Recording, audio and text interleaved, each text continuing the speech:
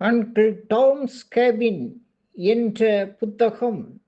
இதை எழுதியது ஒரு பெண், ஹாரியட் எலிசபெத் பீச்சர் ஸ்டோ என்பதுதான் அந்த பெண்ணின் பெயர். அந்த பெண் ஒரு மத போதகராக இருந்தவர்.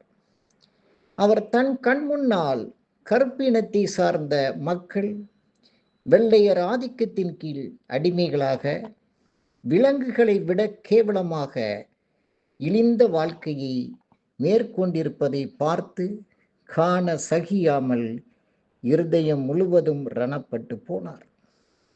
கருப்பின மக்களின் மோசமான அவலங்களை கொஞ்சம் கற்பனை கலந்து ஒரு நாவலாக படைத்து காட்டினார். அமெரிக்கா முழுவதும் லட்சக்கணக்கில் இந்த புத்தகம் விற்பனையானது. லட்சக்கணக்கில் இந்த புத்தகம் விற்பனையானதன் மூலமாக கருப்பர்களுடைய உரிமையை காப்பாற்றியாக வேண்டும் என்கிற உணர்வு எழுந்தது. அமெரிக்காவினுடைய தென் மாநிலங்களில்தான் அதிகமாக கருப்பர்களை அடிமைகளாக வைத்திருந்தார்கள்.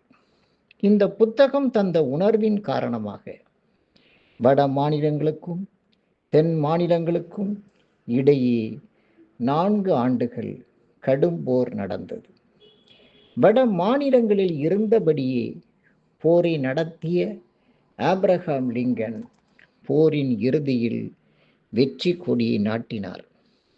ஆப்ரஹாம் லிங்கன் வெள்ளை மாளிகையின் அதிபராக இருந்த பொழுது அங்கிள் டாம்ஸ் கேபின் எழுதிய ஸ்டோவை அழைத்து விருந்து வைத்தார்.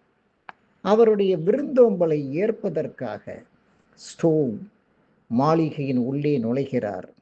அப்படி உள்ளே நுழைகிற பொழுது தன்னுடைய 2 கரம் கூப்பி வரவேற்கிற ஆப்ரஹாம் லிங்கன் சொன்ன வாசகம்தான் அற்புதமானது.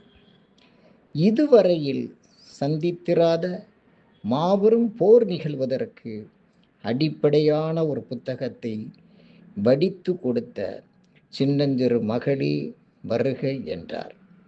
ஒரு புத்தகம் எவ்வளவு பெரிய மாற்றத்தை அமெரிக்காவில் ஏற்படுத்தியது என்பதை பாருங்கள், சற்று யோசியுங்கள்.